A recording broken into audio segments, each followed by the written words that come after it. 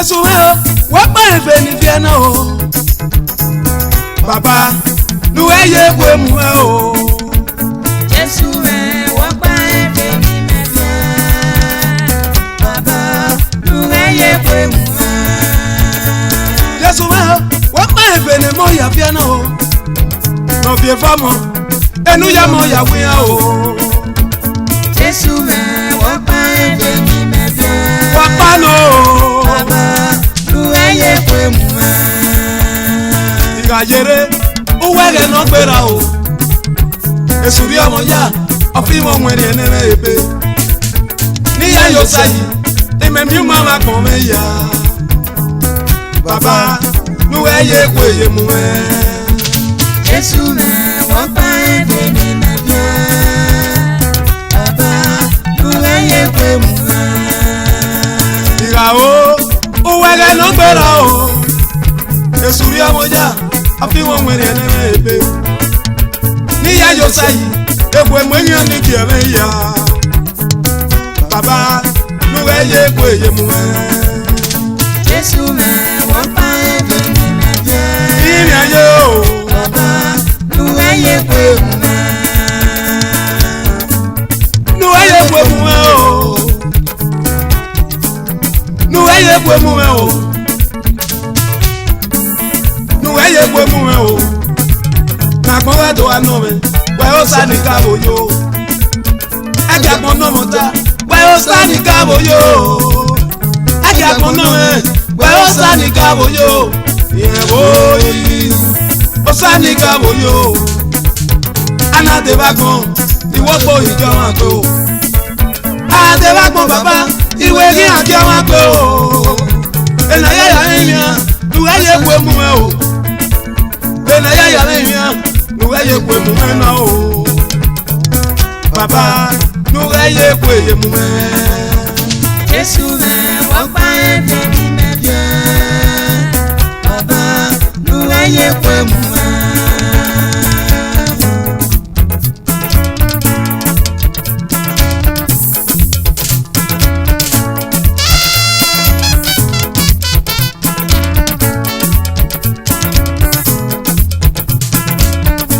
Ijesu Kristi megene baba wapa gele no dabe.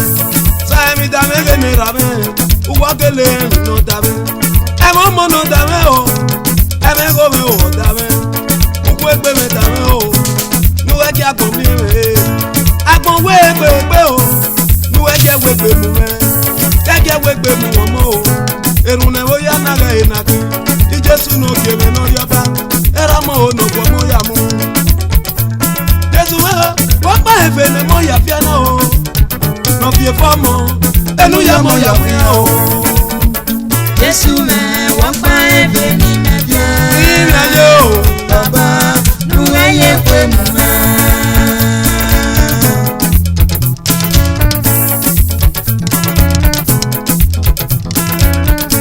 Igayere se ya nume megi se ti pon me. Ina yere se nume o megi se ti miamia. E ma bu ni ye ni magele so wa nuwe na tu ma so wa. E ma bu owi ti me gbe baba o nuwe na mi ma fa wo. E ma bu ni bi ni mami o mo mi u nuwe na mi me fa. Emi o ga no mi suno nuwe na mi ma fa wo. Nuwe se me ayo. Nuwe se me ayo. Gaye se me ayo. Ijesu no ki no yoba. Ijesu Oren wapa efe ni moya fiena o. No fie figo enu yigo ya wia o. Ijesu Oren wapa efe ni mefia. Wapa no. Baba nuweye kwe muwe.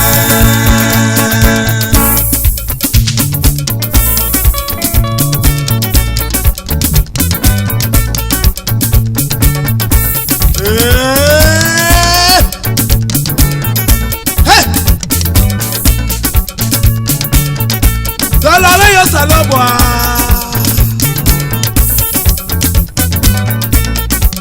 Komati daddy. Mamasi. Osanare kete. Komati mommy. Come and see what the Lord has done. Come and see what the Lord has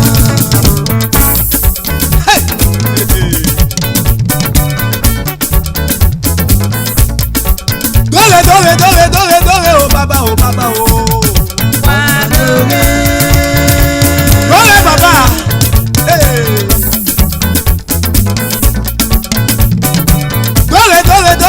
Dole, oh mommy. Dole, say no sorrow, man. Dole, say no sorrow, man.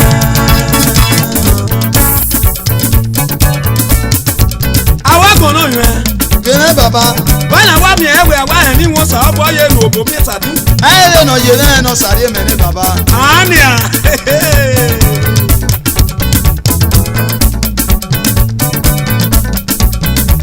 Odò sa èyẹ o bàbá. Odò sani èyẹ.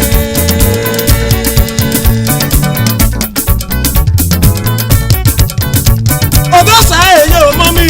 Odò sani èyẹ.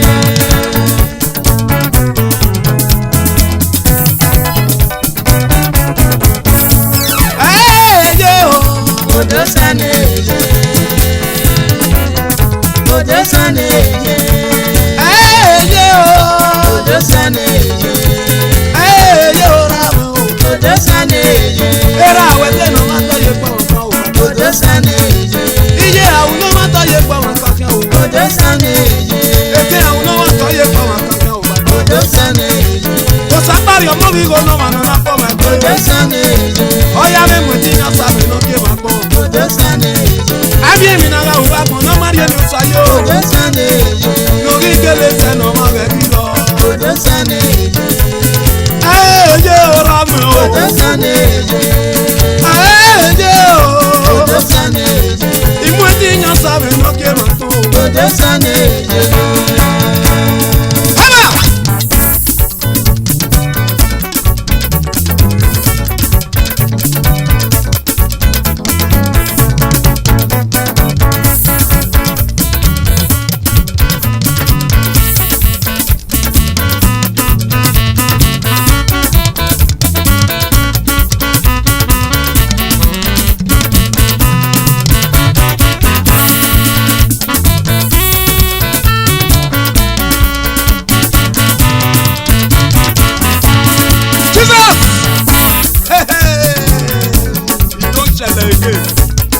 Jesus is dead.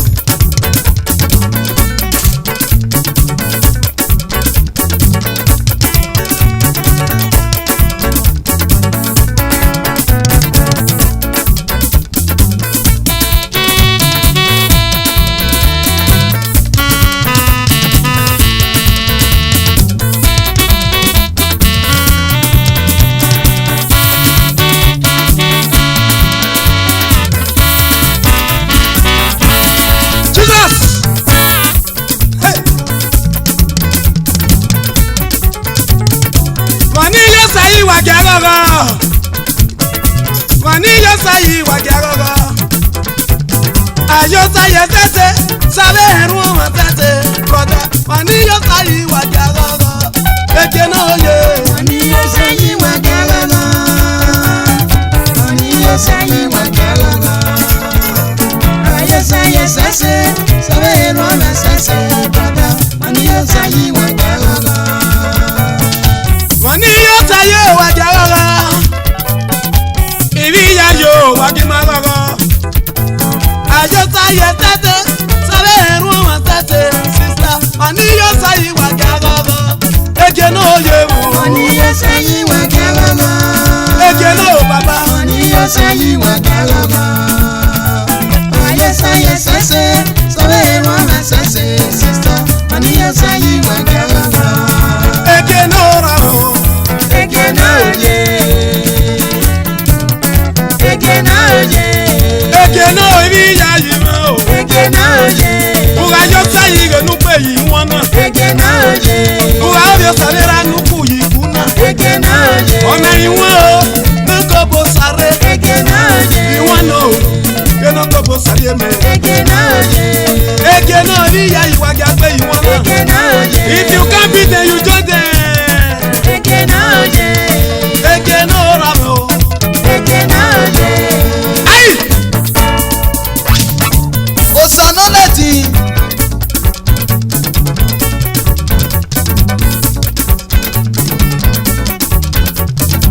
Ìyàwó ẹni tí kò sí yóò bá Hausa ṣe sàn. Bí akọ̀wé Jésù ni bàbá. Ọmọ sẹ́. Merciful God.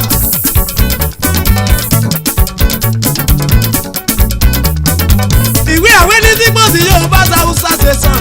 Bí akọ̀wé Jésù ní òkè náà. Ọmọ sẹ́. Ọmọ sẹ́ ooo.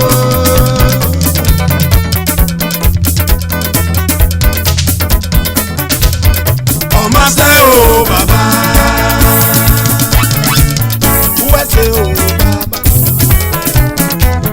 Wẹ́sẹ̀ o bàbá. Wẹ́sẹ̀ o bàbá. Wẹ́sẹ̀ o lóbi e. Wẹ́sẹ̀ o bàbá. Ó sá ló kọ́ ní lára ìlú wẹ́sẹ̀. Wẹ́sẹ̀ o bàbá. Ìgbà tún nù kẹ́tẹ́ wẹ́sẹ̀ lè yà pọ̀ ń wẹ̀. Wẹ́sẹ̀ o bàbá. Wẹ́sẹ̀ o lóbi e mọ́ o. Wẹ́sẹ̀ o bàbá. Umana ya meke no to Maria go. Wẹ́sẹ̀ o bàbá. Umana ya meke wa no to wuwe. Wẹ́sẹ̀ o bàbá. Rabonu mi eme rume na. Wẹ́sẹ̀ o bàbá. Rabonu mi eme kome o. Wẹ́sẹ̀ o bàbá. Epepe no ebo yegu wese o rabu. Wẹ́sẹ̀ o bàbá. Iya se bo ya ni ya kome o. Wẹ́sẹ̀ o bàbá. Iya se bo ya ni ya rowe o rame. Wẹ́sẹ̀ o bàbá. Iye ba we ese Olúwa. Wẹ́sẹ̀ o bàbá. Ipo we Chineke idi mo. Wẹ́sẹ̀ o bàbá. Wo bo we mi kwo orene. Wẹ́sẹ̀ o bàbá. Hausa we na kwode ala. Wẹ́sẹ̀ o bàbá. Edo wo salopa ne rame wese. Wẹ́sẹ̀ o bàbá. Iyan ni sebo we God do well. Wẹ́sẹ̀ o bàbá. Isebo ya ya po enu mi eme o. Wẹ́sẹ̀ o bàbá. Mi eme rume o salopo o. Wẹ́sẹ̀ o bàbá. Mi eme rume o godo o. Wẹ́sẹ̀ o bàbá. O salopa ne rame mi eme rume na o. Wẹ́sẹ̀ o bàbá. Mi eme rume o rame o. Wẹ́sẹ̀ o bàbá. Ekpo me ne do yari yare na kina ni. Wẹ́sẹ̀ o bàbá. Como we yuro mere o baba. Wẹ́sẹ̀ o bàbá. Como we ye po mere o rame. Wẹ́sẹ̀ o bàbá. Laanu mi eme kome o. Wẹ́sẹ̀ o bàbá. Laanu mi eme rume o. Wẹ́sẹ̀ o bàbá. Mi eme rume o. Wẹ́sẹ̀ o bàbá. Wẹ́sù wẹ́sù wẹ́sẹ̀. Wẹ́sẹ̀ o bàbá. Wẹ́sù wẹ́sù wẹ́sẹ̀. Wẹ́sẹ̀ o bàbá. Wẹ́sù wẹ́sù wẹ́sẹ̀. Wẹ́sẹ̀ o bàbá. Wẹ́sẹ̀ o salopa no ebo yawu wẹ́sẹ̀ o. Wẹ́sẹ̀ o bàbá. Wẹ́sẹ̀ wẹ́sẹ̀ akọ̀wé o bàbá o. Wẹ́sẹ̀ o bàbá. Uma ya meke no so mari akọ̀. Wẹ́sẹ̀ o bàbá. Uma ya meke no do wure o. Wẹ́sẹ̀ o bàbá.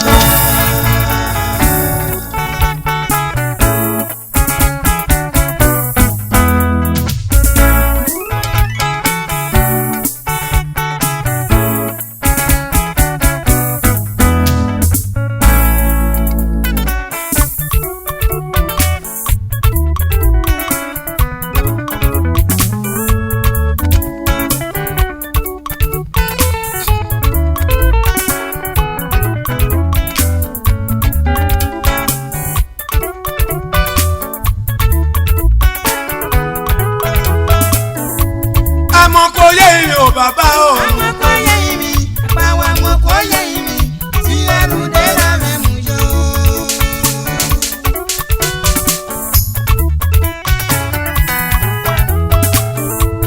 Àmọ́ kò yé ìrìn o sọ̀rọ̀ mi Àwọn lọ. kò yẹ ìrì, báwa wọn kò yẹ ìrì, tí ẹrù dé yé mẹ́mú yó.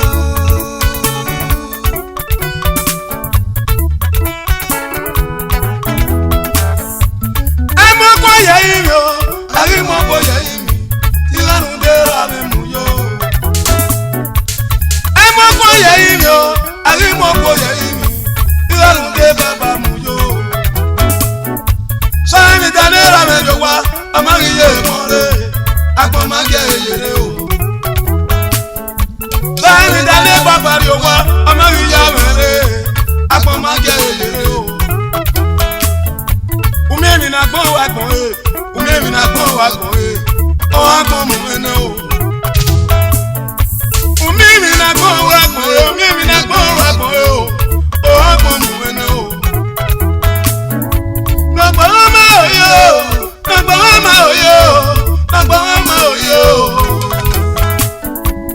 kwa mama Valerio, igakpenya korene, agikele mie makote o. No kwa mama Valerio, igakpenya korene, agikele dukwe enye o.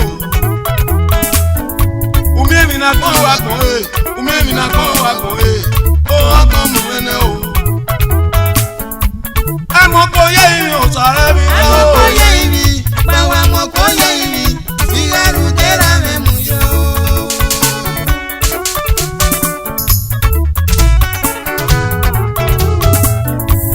Ukeke meri owa, erejiro yowa o, umemi na kon wa kon e. Ukeke meri owa ne, erejiro yowa o, umemi na kon wa kon e. Ukeke wuwa do pe do wo ba mami o weki na gbe mami wa. Atare gbe ukeke. Erejiro wuwa do pe do wo ba mami o weki na gbe mami wa. Atare gbe erejiro. Erejiro no te da no biera, ukeke me no te da no biye. Agbogbere gba mu fu mene. Ukeke me no te da no biera, erejiro no te da no biye o. Agbogbere gba ni we mi ese. Wagi ma ti egbe no sabo yen, wagi a ti egbe no sabo yen, iya ti egbe no sabo yen. Owo kere mi bi ome so, ni ro ewe bo, ni elari obi han me. Owo kere mi bi ome mi yomo, ni ro ewe bo, ni elari obi han me. Iso ukeke na ene, iso kere jiro ene o, umi emi na gbo wa gbon o. Pa kesunu. Emeni atana. Uwe pone me webo ya rekoto ade e okesunu. Ugbe samofo aipari webo. O aire awu ehia do omo do bedo. Era mo yomo. No bie no ko ye ya ye bori awa. Iye wo bi asira amu go gyoke abedo agwa. E ba ni yomo kesun akofo mo. Era mo yomo so vero. Iye ya webo no wi ano ko we mi odo webo rudire wa ukuti no riere na ya to boyi ale bi amori ona era mo wi mo eri upo mo agwa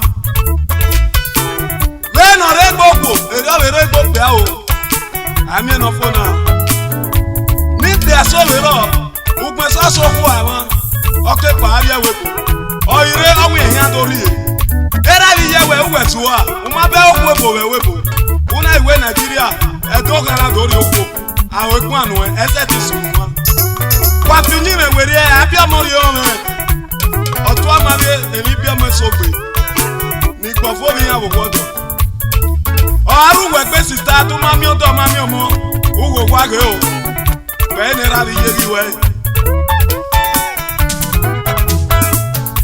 isaru keke na ene isere jiro ene o ose na ye ya wa me pe o iyore amoko ye imi ogu keke Amoko ye imi, bawa amoko ye imi, sigaru tera memu yo. amoko ye imi gere jiro Amoko ye imi, bawa amoko ye imi, sigaru tera memu yo. ọmọ ẹwọ mẹ́rin ó wá o orí àdẹ̀nà tó gẹ́ o ọwọ́ ẹsẹ̀ náà tó wù náà tẹ̀ ìwé àgbọ̀n má jẹ́ ètò náà rẹ̀ omi èmi náà gbọ́n wà gbọ́n o.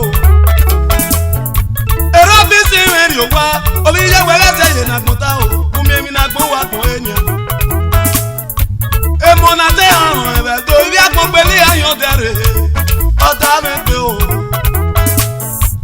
àmọ́ kò yẹ ìrìn ò bàbá o. Amoko ye imi, bawa amoko ye imi, sigaru tera memu yo. Ageleza oba o, noludode o. Ageleza oba o, noludode. Ageleza oba o, noludode. Ageleza oba o, noludode o. Ageleza oba o, noludode. Sami zanera me, emo wenu rere o. Ageleza oba o, noludode. Era na mata mawi, ibi epo wenu rere. Ageleza oba o, noludode. Ukeke edowe ile mana inu e o. Ageleza oba o, noludode. Iya wo ari akori abe o lobo fowo run ayo ba yeye. Ageleza oba o, noludode. Ere jiro edowe ile mana kamawe o.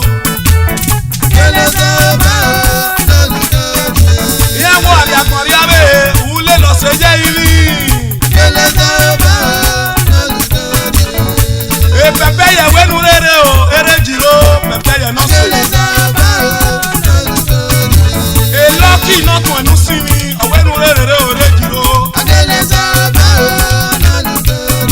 Keke emanu wagbawe ati ya iyan warere o. Ageleza Kate erisi o. Akoberian apakanomo owe warere o. Ageleza ba na ludo. Owe mi na ri no ni o. Na ya ina ra mi ebe o. Ageleza ba na ludo. Omego uyi edeke wa ebiwe warere o. Ageleza ba na ludo. Omego no we ete na sofie o sase maboro werere o. Ageleza ba na ludo. Owere na koko bono kase agunye ge karakwa. Ageleza ba na ludo. Central Stars kate anya yo no ga werere omego. Ageleza ba na ludo. Uyi no we edegbe benet o werere o. Ageleza ba na ludo. Ohe Boys Association eya werere. Ageleza ba na ludo. Soba o. Ageleza ba na ludo. Era le mo muta o. E mo werere o sare. Ageleza ba na ludo. Sare mi dande papa o. Iye werere o. Ageleza ba na ludo. Era no te matabo. Iye pe werere. Ageleza Amiabo. Na ye ni Jesu e o. Amio na ye wa muyi. Izozo leka izozo ludo mamia bone ya gi Jesu e na o. Amio na ye wa muyi.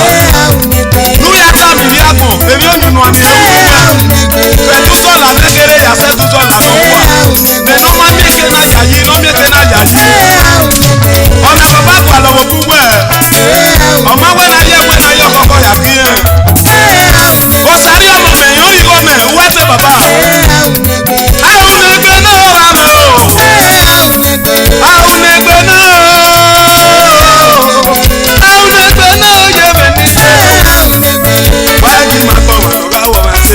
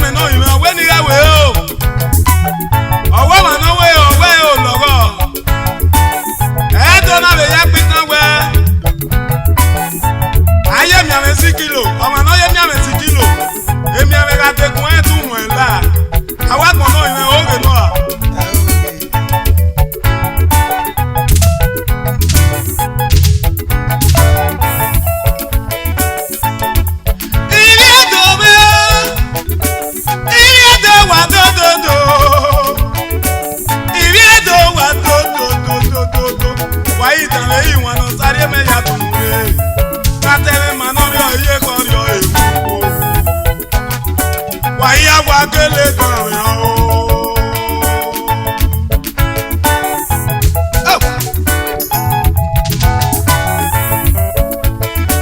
Ògbé apá gele.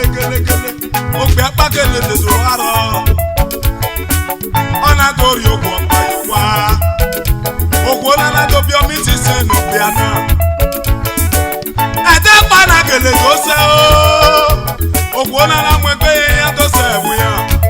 Yẹn fi mú ni yẹn tó rí yẹn kèmí yẹn ẹ̀wù yẹn. Èkèní àná gele kí a wò jẹ́. Ìmọ̀ tí àná wà tó fi ọ̀dẹ̀ kú. Omi ti sẹ́ wù lóògùn. Ugbe wáyé tó ta mẹ́rẹ́ mọ́ náà bí mọ́ náà. Yẹ̀yárí ukwu náà mi wù ọmọ mi. Yẹ̀yárí ukóró náà mi wù ọmọ mi. Ẹ̀wò yá náà wẹ́ náà sí ẹgbẹ́ awúyé mi náà mi ẹ̀rẹ́ náà gbogbo. Ọ̀nà sì ẹgbẹ́ ń da awúyé mi náà mi ẹ̀rẹ́ gbọ̀n. Ẹ̀dọ́ wí sí ẹgbẹ́ yá sẹ́tẹ̀ náà kò pọ̀ wá. Ọ̀sẹ̀ ẹ̀mí sọ ẹ̀sùn ìwé ni ẹ̀dọ́ wẹ́rẹ́ mi yé bá gbọ̀n. Èèwà ni wọ̀n mi náà rẹ̀ o. Wà mú ẹ̀.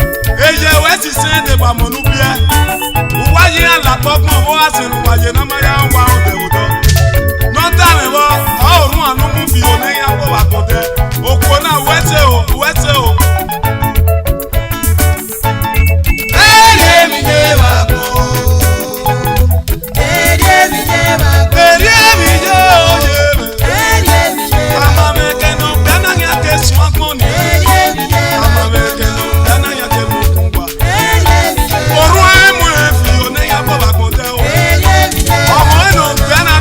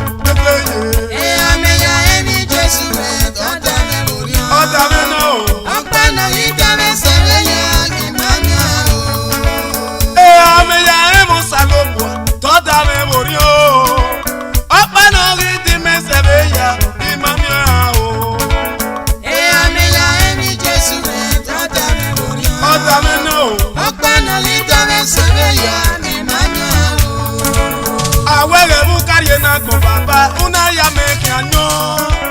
Apa no riti me sevonia imami ewa o efeye. E ameya emi Jesu me oda me buyo. Apa no riti me seveya mi manyo o. Awu wori omo no pe abie, u wori omo no wo bie o. Apa no riti me sevonia imami ewa o oda me. E ameya emi Jesu me oda me buyo. Apa no riti me seveya mi manyo o. Woye bread of Eva, coca bonu yewo. Apa no riti me sevonia imami ewa o efeye. E ameya emi Jesu me oda me buyo. Oda me na o. Apa no riti me seveya mi manyo o. Ebi ya no pe ye be no wan, eyi Maria we mi kiana. Apa no riti me sevonia imami ewa o. E ameya emi Jesu me oda me buyo. Oda me na o. Apa no riti me seveya mi manyo o. Ebi ya no bunu ye na go, imami we o ni. Apa no riti me sevonia imami we o. E ameya emi Wọ́n fi Jesu ẹsẹ̀ me yìí pa. oda me buyo. Ìbí sẹ́ ló tọ́ kẹ́kàn Apa gbéra. no riti me seveya mi manyo o. Èmi ẹ̀mí àrí Jésù mẹ́, tọ́da mi wò ní ọ̀nà o. Apa no riti me sevonia imami we o. Ọ̀dà mi. E ameya emi Jesu me oda me buyo. Apa no riti me seveya mi manyo o. Ìyá kan mẹ́, kò sàtó àmẹ́. Ọdúnpá yọ mi dẹ́kun mi yá ní àtẹ́gùtẹ̀ o. Iya pome, osato ame, orupe yare dakome ya ni adegote. Ìyá kan mẹ́, ọ̀sàyé mẹ́rin ní. Ọdúnpá yọ mọ fèfè bá mi ní àtẹ́gùtẹ̀ o. Iya pome, osato ame, orupe yare dakome ya ni adegote. Ìyá kan mẹ́, ọ̀sàyé mẹ́rin ní. Ọdúnpá yọ mọ fèfè bá mi ní àtẹ́gùtẹ̀. Iya pome, osato ame, orupe yare dakome ya ni adegote. Ìyá kan mẹ́, ọ̀sàyé mẹ́rin ní. Ọdúnpá yọ mi jó wà mí yá òní àtẹ́gùtẹ̀ o. Iya pome, osato ame, orupe yare dakome ya ni adegote. Ọdúnpá yọ mi dẹ́kun mi yá. Iya adegote. Iya adegote. Iya adegote. Ọdúnpá yọ mi dẹ́kun mi yá. Iya adegote. Ọdúnpá yọ mi jó wà mí yá. Iya adegote. Èèmọ̀ ya pẹpẹpẹ ní yóò sáyé. Iya adegote. Òsàn orúkọ yẹn dápọ̀ wúwẹ́ o. Iya adegote. Èèmọ̀ ya pẹpẹpẹ ní ìdí wọn sàrí mẹ́nẹ́. Òkú ànànà pẹ̀ ẹ̀nẹ́. Òsàn orúkọ yẹn dápọ̀ wà ní Iya yàtọ̀. adegote. Wàá gbé pé yé wọ̀ wá àbẹ̀pẹ̀ Iya rẹ̀. adegote. Èèmọ̀ ya ní imú ẹ̀mí kú ya Iya pẹpẹ. adegote. Wọ́n máa jẹ́ wọn amúnú gbèrè. Iya adegote. Ègbó wọn kẹ́nu wa òró wọn kẹ́nu wà yá. Iya adegote. Ètè ní ìdàlí ló wà ní rísì. Iya adegote. Nọ̀gílẹ̀ dì wọ̀n mẹ́nẹ́. Òsàn orúkọ yẹn Iya dápọ̀ wà. adegote. Iya adegote. Òsàn orúkọ yẹn dápọ̀ pásítọ̀ Òsàjò tó Iya wà. adegote. Eru olùyẹ yà mí kí ó wá bàbá ìmáàmì àmì sànọ́rùpá yẹn dàpọ̀ ẹ̀ o ẹsẹ̀ rẹ̀ tẹ̀ mú Iya àyè. adegote. Iya adegote. Iye rábì yé nu fi ọmọ. Iya adegote. Ibi ẹ̀ka níyà níyà fúnkẹ́ o. Iya adegote. Iye mẹ́ nú rí ẹ̀mẹ́ o. Iya adegote. Òsàsco Iya adegote. rẹ́kọ̀d Iya ìjàlódé. adegote. Iya adegote. Òsànọ́rí ẹ̀ ti ìwé gbẹ̀nu ẹ̀ o. Iya Òsàs adegote. international.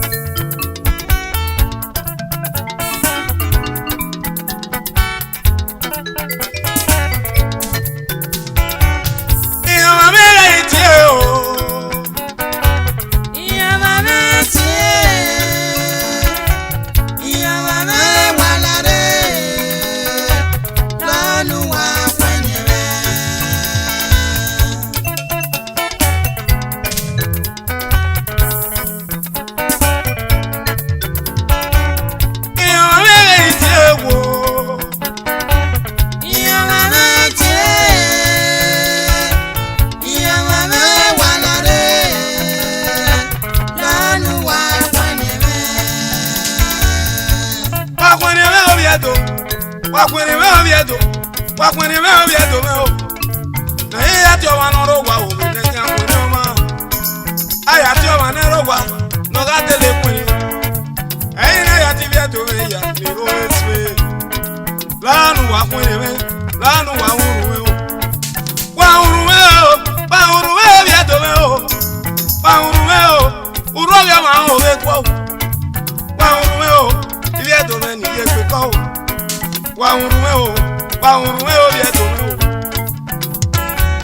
Tomo sa konta ne baba o. Baba sve, o ma tredi moye. Tomo sa konta era no gie menu. Era mono kwa moya mu, iyaro ga yore o.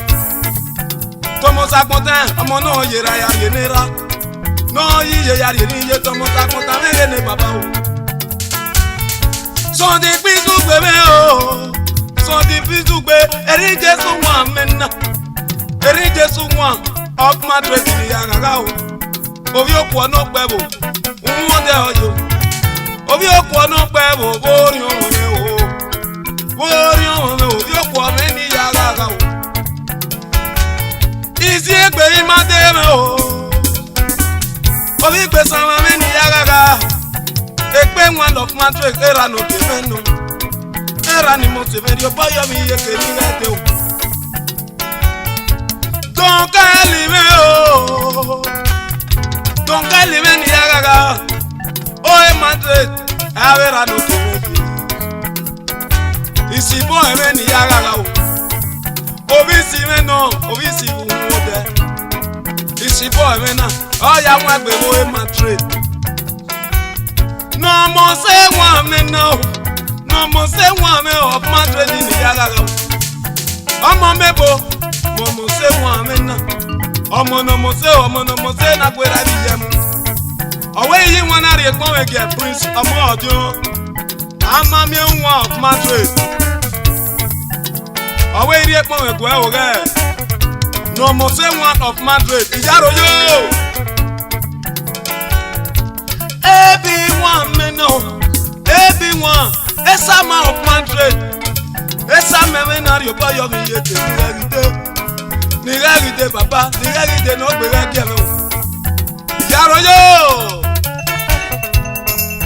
ilawa gbon adrunoga Jaguar of Madrid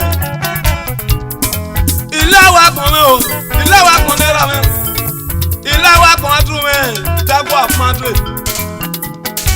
Madrid iwe ra no ge no. Owewe na me Jaguar we Nigeria area we mi ewo ewepo. Owe e dodo years papa Jaguar. Lawa konoka. Owe yi wana re kon we ge matu Idu Oyekebe. Honorable Idu Oyekenera me. Former chairman NDDC Edo State. Honorable High Commissioner era no ge yaro yo. Owe yi wana re kon we ge Osawa u Osa. Ango ba one of Chegan Nation. Baba Ijaro yo, yon we re pon we du wa re. Ilawa gbon adru. Yon ma me re iti e wo. Yon ma re iti e. Yon ma re wala re. Nanu wa fanyele. Osa di e do so mo. Uwa se me ya yo, waga se me ya yo. Uga se me ya yo society e do so mo. Papa triplet, society e do so mo. Usene bora mo idena. Papa triplet, usene bora mo idena. Society e do so mo, usene bora mo idena. Owe yi wana re pon we ge wo kan no ge o. Mama ke chicken no nya clinic no re waro. Iye no ge yaro yo. Owe ni re pon we gwere. Osariemen e do so mo. Ijaro yo ye. Sino igbon no ba me o. So ni ìpín nọ́mbà me na. DJ Fasha of Madrid me na o. Osariemen me weto. DJ Fasha of Madrid. Ijaro yo, awewe yi wana re pon ege. Osawa o ipon wosa aka Agoba one of Chegan Nation. Agoba one na. Iwa eme we baba so ponpa no mama e lo mi egbe. Ebe so wo awa gbuti wo pa wari ori ome. Osete na ala gbe baba. Ni gele en teri oji. Iyaro yo. Agopa won. Ogogo sagede me wo. Era no geno. Obi afia no pebo. Ogogo sagede. Eke Pepe ye won na of Madrid ni yasomo.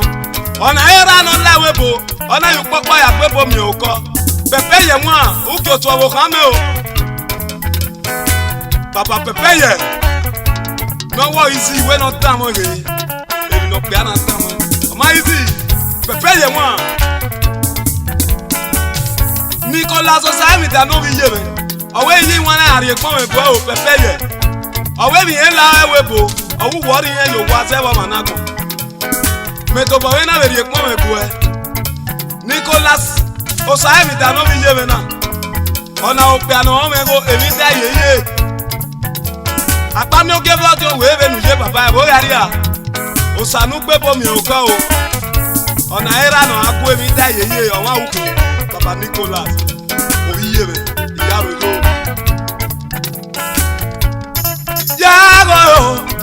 Yago, ugasa me ya yo. Amiede me o, Stevie amiede. Stevie adeno mo me o, omo me ni yaso mo. Stevie adeno mo, era no geme no. Eri bien for spray, era no geme no. Billy gone, weso. Aga ina we beri ara me. Ati me me o ime. Uwa ukando, eri bien for. Ose wa kina nera me o. Amo me bo we uwekin. Ure Nigeria una akwen ose wa kina wugbo. U se we bone, una do akwen Pedro Sagie ona bo ya mu contract inu we. Ovi abori aria, no pe wo no we supply road. Ose akina me nera me o. Uwese, benu ya ye mere we bo. Apa mi o ge vodun we o te wo aria o baba. Ose akina me o, iwe ra no geme no. Ina le yin won na re pon me ge owo kan Faith Pedro Osagie. Iye, ugbe baba don lo wayi omo me bo e no. Ose akina nira me, jaro yo, o agbe bo me o ko. Philip eri ami ato me o. Of Madrid ni yasomo. Obi obage no pe bo ere na to. Philip me na era no geme no. E Filipina ona mo no yera bi ye yari ni a. Ona le on yo te yari no te. Baba iyaro ayore o. Filipi eri ami ato e. Iyaro yo.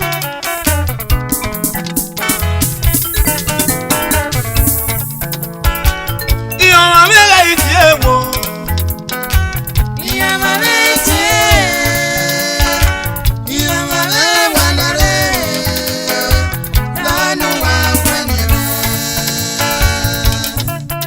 Mrs. Doris Arogeniye. Iye mama first lady of Roma, Italy. Iye noge. Aige no tata oye. Era no ma gyo wegbe. Agbon ti egare wa. Adame unu agbon.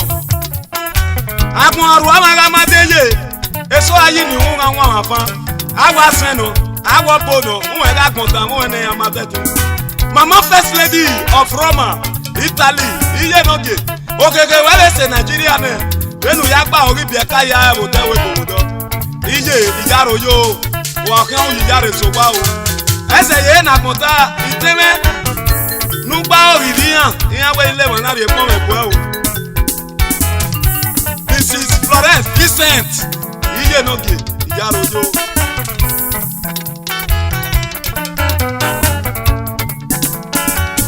Mama me ga iti ewo. Iya mama ti. Iya mama walare. Lanu wa bonema. Wadodo. Wado ya no mo. Wado. Wado.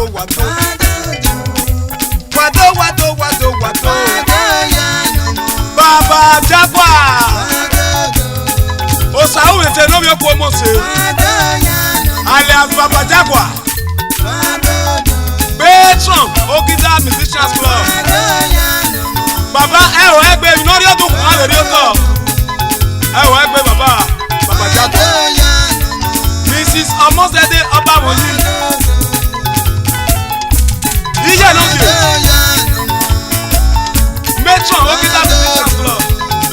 Mrs. Oba Moji. Àwọn wíjẹ náà yan eji pèsè ọ̀rẹ́dọ̀ yá. Iye náà lè yàn mẹ́gàn gẹ́sà. Nọ̀rẹ́ wọ́n mọ̀ rè iye náà gè. Èmi ti ṣe ya fẹ́fẹ́fẹ́ wẹ̀dọ̀ yẹn wí tẹ́ ló gbé kátékáté olítà. Nọ̀ ẹ̀ president ọ̀wé ni wẹ̀dọ̀ yẹ. Ìtírí wá sàn bí pé òkò náà lè ní àdúgbò o. Méjì sí ẹ̀yin má ti ọmọ òkòrò. Bàbá àtẹ̀kẹ́. Chasi gbinẹ wẹka, Iko yu jama, Sapora mọ. Chas ẹyin ma tẹ wọn okoro, alias ọpẹpẹlẹ ọpẹpẹ n'ọgbà, yàrá yo. N'oge náà fúdọ̀ kàmẹ́ náà, ẹ̀rọ n'oge mẹ́nu, n'oge fúdọ̀ kà bí oge gẹ́gẹ́ ọ̀wọ́ kan, small bet mẹ́tì. Whether you are going to be was a regular lunch, no matter what you say, Yaro yo. Chief Achuasa Gwemene Baba. Jema is a great club, Yaro yo. Blessing Oriakiniyo. Chair lady is a great club. Arisi Osimfone Rabe. Five Jema is a great club. Victoria Niye, Akpoku. Fight lady ti egbe. We wa ya go to na wa ya bi o we re wa celebrate. Nata no bakare. Secretary ti egbe. Na ma ele su ni e pono de we ra o. Arisi agbedi o mege ni mo tere. Arisi agbedi o na police officer no. Orun amenu wa ale asapa o. Yaro yo arisi agbedo. Ọ̀dọ́ kọ̀mẹ́ o bí wọn náà múre mẹ́. Ọ̀dọ́ kọ̀mẹ́ o ìdé ẹ̀mẹ́ o. The new doctor prophet. The new prophet ọ̀gá igwe. Amẹ́sẹ̀mẹ́ o sága mẹ́ni yasọ̀ mi. Àlẹ́ àti pápọ̀ gíàsẹ̀. Sọ́nà fẹ́ nọ̀wé transporter wọ̀ fíànù. Wàdó. Bọ́yọ̀ mi yé kèmé ní ilẹ̀ yìí dé o.